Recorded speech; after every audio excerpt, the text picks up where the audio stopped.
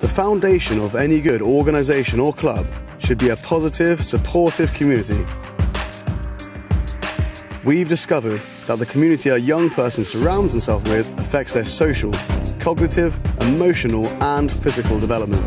And without a strong community, students are less likely to take up challenges. As the first step of our Warrior Method, we place a huge emphasis on developing a black belt community.